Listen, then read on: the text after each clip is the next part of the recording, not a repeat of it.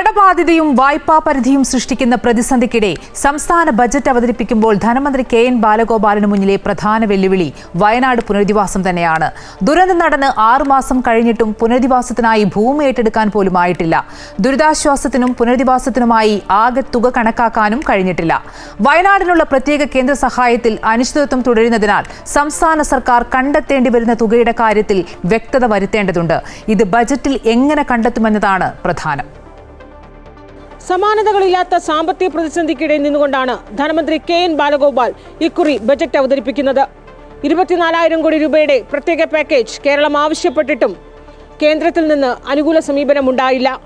അതുകൊണ്ട് തന്നെ ധനമന്ത്രിക്ക് മുന്നിൽ നിരവധി വെല്ലുവിളികളാണുള്ളത്. 2,000 കോടിയുടെ പ്രത്യേക പാക്കേജ് ആയിരുന്നു വയനാടിനായി സർക്കാർ കേന്ദ്രത്തോട് ആവശ്യപ്പെട്ടത്. എന്നാൽ ബജറ്റിൽ ഇക്കാര്യത്തിൽ പരാമർശമുണ്ടായില്ല. ആകെ നാശനഷ്ടം സംബന്ധിച്ച് സമഗ്രവും വ്യക്തവുമായ കണക്ക് ആവശ്യപ്പെട്ടതിനെ തുടർന്ന് PDN കേന്ദ്രത്തിന് കേരളം സമർപ്പിച്ചു കഴിഞ്ഞു.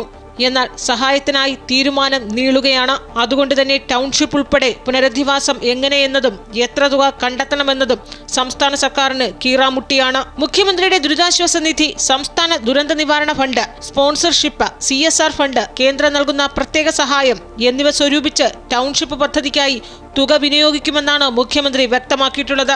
ടൗൺഷിപ്പിന്റെ മാസ്റ്റർ പ്ലാൻ മന്ത്രിസഭായോഗം അംഗീകരിച്ച് ഊരാളുങ്കൽ സൊസൈറ്റിക്ക് നിർമ്മാണ ചുമതല നൽകിയിരിക്കുകയാണ്. എന്നാൽ ഒരു വീടിന് 30 ലക്ഷം രൂപയാണ് ചിലവ്. ഇത് അംഗീകരിക്കാൻ സ്പോൺസർമാർ തയ്യാറാകുന്നില്ല. അതിനാൽ മുഖ്യമന്ത്രി വിളിച്ച ചർച്ചയിൽ തീരുമാനവുമായില്ല.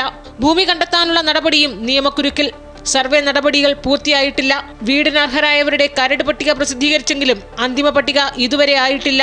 കേന്ദ്ര സഹായം വൈകുന്തോറും വയനാട് പുനരധിവാസത്തിന്റെ കാര്യത്തിൽ സംസ്ഥാന സർക്കാർ പ്രതിസന്ധിയിലാകുന്നു. അതേസമയം വെല്ലുവിളികൾ അതിജീവിച്ച ടൗൺഷിപ്പ് നിർമ്മാണത്തിനായി നടപടിക്രമങ്ങൾ യുദ്ധകാലാടിസ്ഥാനത്തിൽ കൊണ്ടുപോകുമെന്നാണ് സർക്കാർ ആവർത്തിക്കുന്നത്. അതുകൊണ്ട് തന്നെ ബജറ്റിൽ വയനാടിനായി എത്രത്തോളം തുക എങ്ങനെ വകയിരുത്തുമെന്നത് ധനമന്ത്രിയെ സംബന്ധിച്ച് കടുത്ത വെല്ലുവിളി തന്നെയാണ്. അൻഫ്ലി ഡിസൂസ, അമൃത ന്യൂസ്.